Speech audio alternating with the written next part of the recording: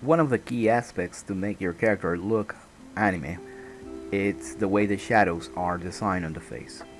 And this is my reference to create this face. And right now it's a single object, and as you can see it's faceted, so you can see some areas are soft, other very hard. We desire that the shadows are hard, and the topology has a lot to do with what we're seeing on screen. This is the way that we intended to create our anime character. So topology is a very important issue when it comes to stylize your character. You need to model your face according to how your shadows are going to be displayed on it. So you are going to have this file, so you can do this exercise on your own. With that brief introduction, let's get to work. Go to the BNP AB Normal add-on tab, click the Start Normal Editor. From there, we want to press A to select all of them, press 3 on the numpad, and we want to change this to -y. So align all of the axis normals to the -y axis. Okay, and then confirm changes. Now press 1 again. Let's see how it looks from the front view. We have this matte cap active with the toon material that comes natively in Blender. So right now it's getting the light directly from the front. So all of the face areas are lit. Actually, we're going to create a new light and use a sun so we can have a consistent direction. So I'm going to use this and point her like the shadow is falling on this way, so let's put that over there like that. Okay, so everything is pointing forward, so as you can see the shadow just covers everything away from the camera, and then it turns into shadow. I'm not doing the eye. Next step again is selecting the face, start the normal editor, and from the top view press 7. From the top view we want to select this half of the face. So let's unselect everything, Alt A, and let's switch off the gizmos transform, press B, and now we want to grab everything that is on this side of the face. Okay, and from there we want to rotate like 45-degree angle in this way. That's why we have this incremental rotations, so we can increment by 1 degree, by 5 degrees, or 10 degrees. So this will allow us to rotate this with exact measures. Z is the axis we want to rotate this in because it's a blue circle. So let's go to Z.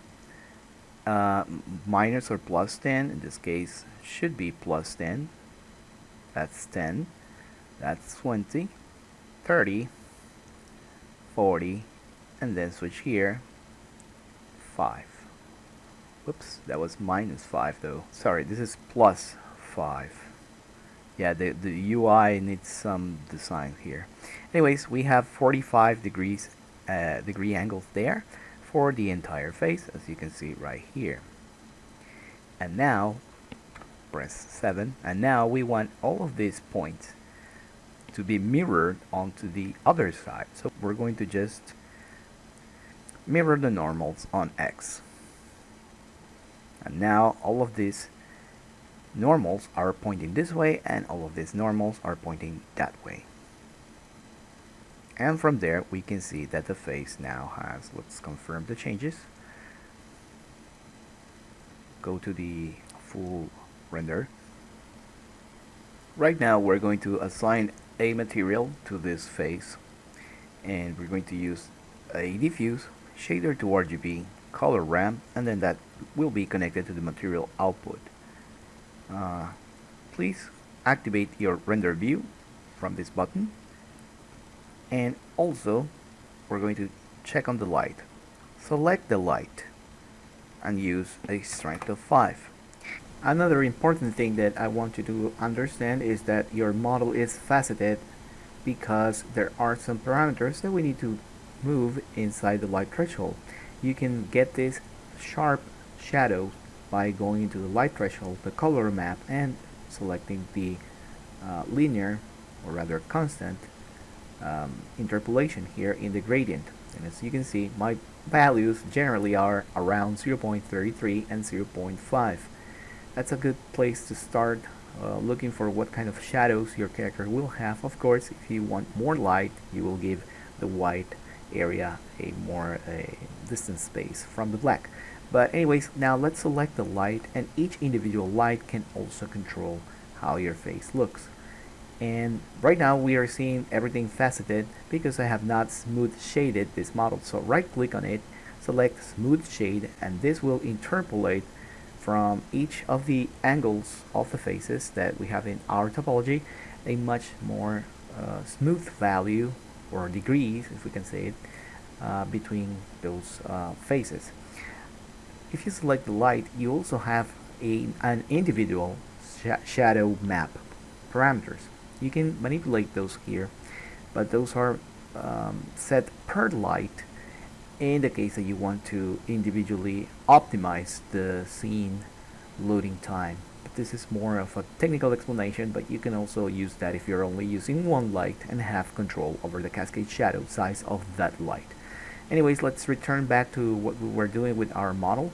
So I'm going to be rotating this light. Press R twice so you can move this freely, and as you can see, the Rembrandt triangle plus other features on the face are clearly displaying right now. This is exactly what we want. When you get to this point, of course, you're going to have a good basis to create your stylized shadows. We can also limit the shadow effect using shadow maps and other advanced vector shading techniques that I'm not going to cover right now. All I want you to do with this model is to practice your own normal editing skills with this face. So let's continue with the lesson.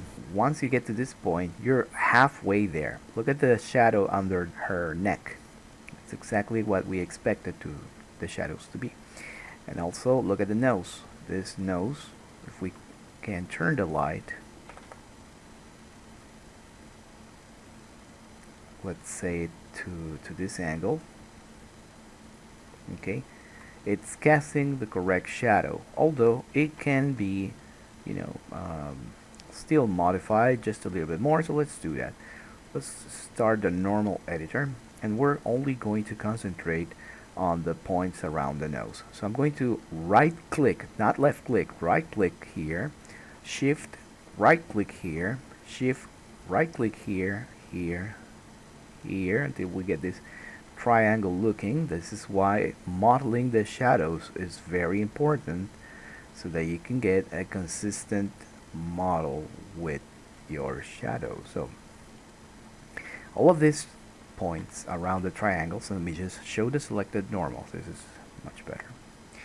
So all of these normals right here still need to be modified, and what we're going to do here is to go to top view and make this align to the positive X right here. So align to positive X. Okay, that's all we wanted. And now we're going to shut off this gizmo and use the BNP normal gizmo and switch it this way just a little bit to be away from the light but also receiving light. And from there we're going to mirror the normals to the X side. That means to the other side. If we uncheck this, we can see that the nose on this side is also being mirrored, and then confirm the changes. Now normal editing will take me around 1 to 2 hours. It's not that much longer, but as you can see, it totally gives a good result. Okay, so this is totally in front, light, it's hitting totally from the front, but you can already see that the nose has that distinctive shadow, and it has been modeled accordingly. So what we need to do here is to probably make a cut over here and also select this part of the nose. So let's do that cut just for demonstration sakes, and then let's start the normal editor.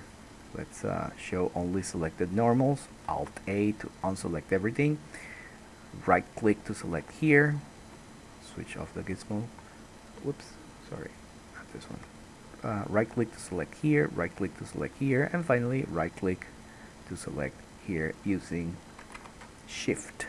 That's it, those 4 points.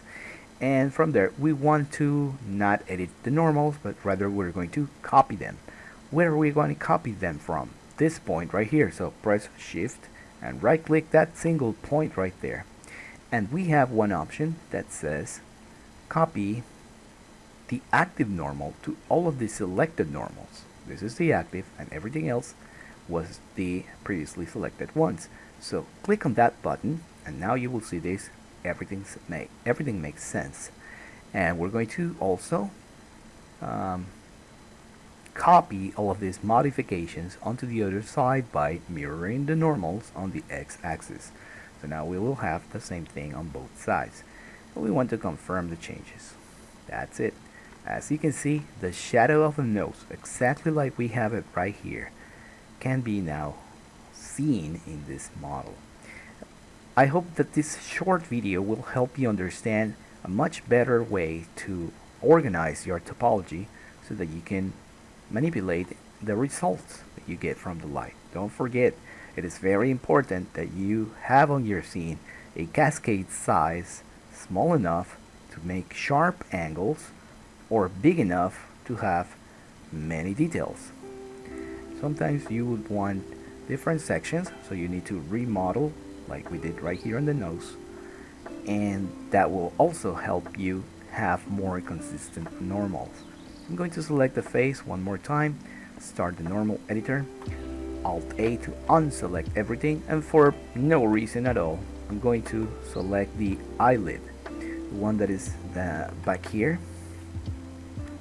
You can also start in edit mode, by the way, and I'm going to isolate this so we can see this better. But let's say that for no reason at all, I want to have this, and this probably all the way over here, and this section darkened. So I'm going to select all of that and start the normal editor.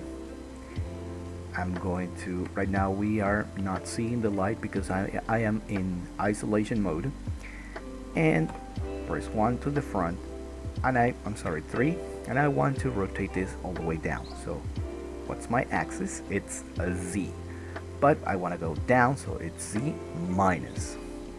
So align to axis Z minus, and now it's down, and I want to mirror that onto the other side, so press right here, mirror normals to the X side, and confirm the changes. Press / in the numpad to get out of the isolation mode, and as you can see, every face in the topology that is pointing forward is lit, except these eyelids that we pointed down. So no matter where the light moves, they will always be dark.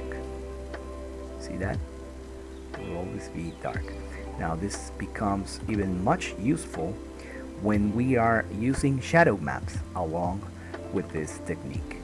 Okay, you may have this model right now, so you can practice, and don't forget that once she gets finished with a new hair, look, eyes, textures, she is going to be available once again for you once it's finished. So thank you very much for your support. I hope you get to practice with this so you can apply this to your own models and get the best of the stylization in your character. Thank you so much. My name is Pierre Schiller, and I hope to see you in the next video.